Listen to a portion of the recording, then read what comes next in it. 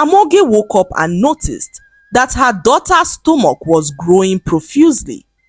She looked at the stomach closely and noticed that something was moving inside her daughter's stomach.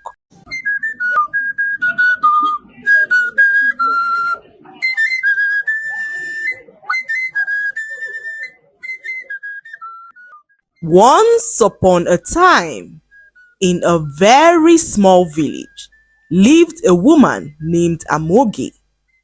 Amoge was the last wife of the popular village hunter who had 3 wives.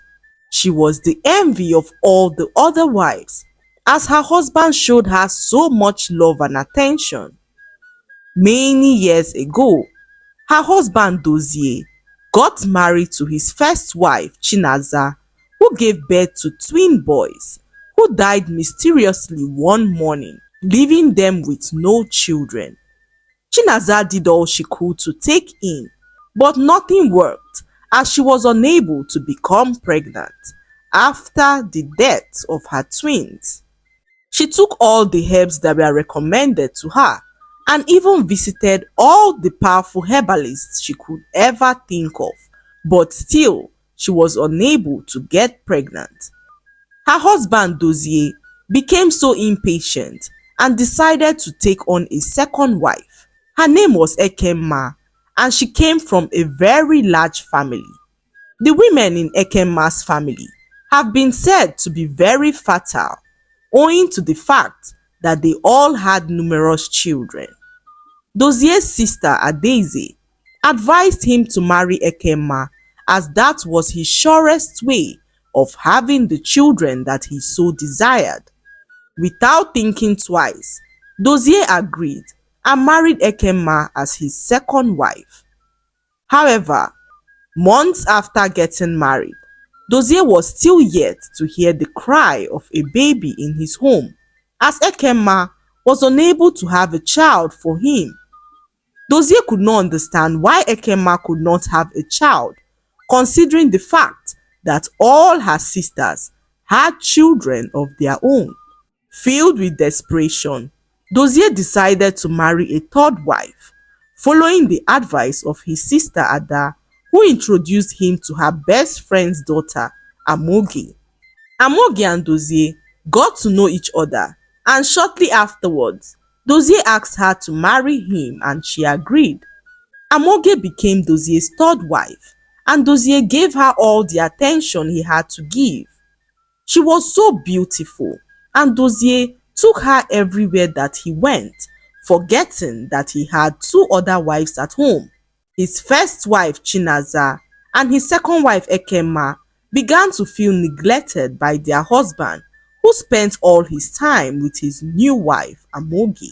Whenever they made any complaints, Dozie always reminded them of how they failed in their duties to provide him with a child, and this broke his wife's heart, especially Chinaza, who lost her twin sons to the cold hands of death.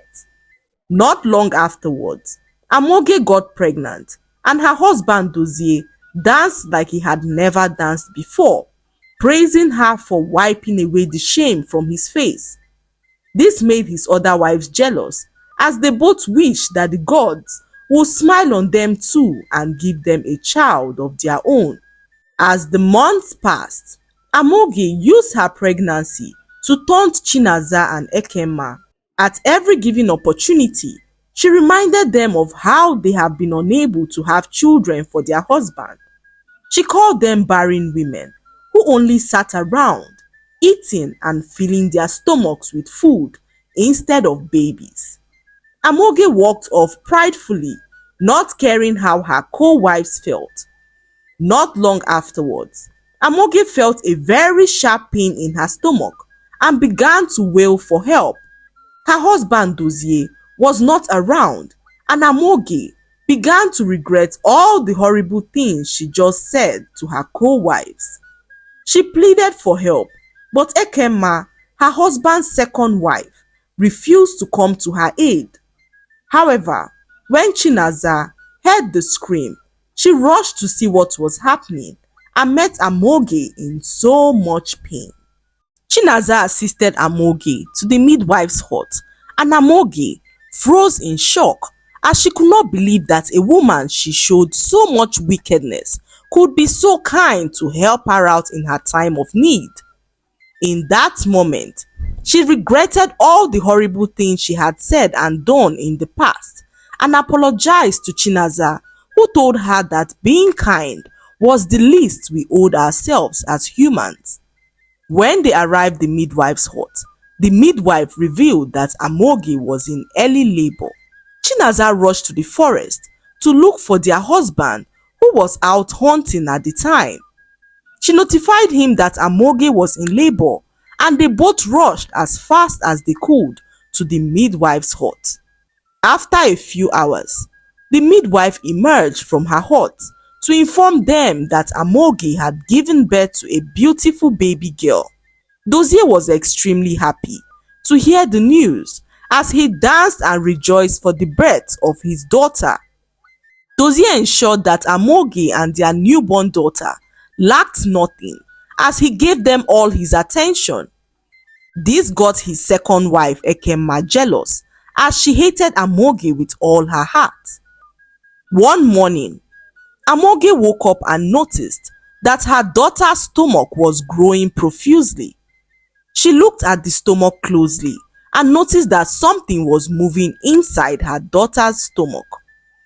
Scared and confused, she called out for her husband to tell him what she had noticed. Unable to understand what was happening, Amoge and her husband decided to visit the village herbalist, who had no idea why their baby's stomach was growing. They visited several other herbalists in the village who were also clueless as to what was happening to their baby. Shocked and confused, Dozie decided to journey into the forest to see a very powerful seer who was rumored to possess great seeing powers. Dozie journeyed for hours till he arrived at the seer's hut. The seer told him that his newborn baby was pregnant as she swallowed her own brother when she was still in the womb. Dozie could not believe his ears as he asked how this could be possible, and the seer revealed that the spirit of the child that he killed many years ago was behind all that had been happening to him. The seer said that if Dozie failed to do the right thing, he would never have a child of his own, as all his children would die before his eyes. Dozie asked how he could heal his pregnant baby, and the seer revealed that the baby would soon die, as there is no way that she would survive with her own brother growing in her stomach. Dozie, sad and heartbroken, turned to leave the seer's hut when the seer stopped him and said that he was married to another man's wife. Dozie opened his mouth in shock as he tried to understand what the seer was talking about. The seer then revealed that his last wife, Amoge, was already married to another man. What had happened was that many years ago, Amoge secretly got married to a young man who she made blind. The young man approached her one afternoon to ask for directions, and Amoge, fuming in anger, poured a harmful substance in his eyes, calling him all sorts of condescending names. The young man became blind in that instant, and when his family caught wind of what had happened, they insisted that she married him, and her parents, in a bid to avert any trouble, agreed, and a secret wedding was conducted. Dozie could not believe his ears, as no one ever told him that his wife was already married to another man. The seer then told Dozie that he was committing an abomination by staying married to another man's wife, and that he should break off the marriage to avert any curse. Dozie's heart shattered as he could not believe all that he had heard. He returned home confused and heard the news that his daughter was dead. Dozie's heart broke into pieces as he confronted his wife Amoge about her first marriage. Amoge was filled with shock as she never expected Dozie to find out. On seeing that Amoge was truly married, Dozie sent her away from his house, stating that she had to return back to her husband. Amoge pleaded for his forgiveness, and although Dozie forgave her, he insisted that she had to leave. Filled with shame, Amoge packed all her bags and left Dozie's house. Dozie, now faced with the consequences of his past actions, decided to do the right thing to bring peace to his troubled life. He gathered the villagers and confessed to the terrible mistake he had made in the past. He narrated how he killed the young boy in the forest and expressed remorse for his actions. The villagers were shocked and angry at first, but the elders, seeing Dozie's genuine repentance, decided to consult the village oracle for guidance. The oracle confirmed the truth of Dozier's confessions and revealed the steps he needed to take to lift the curse.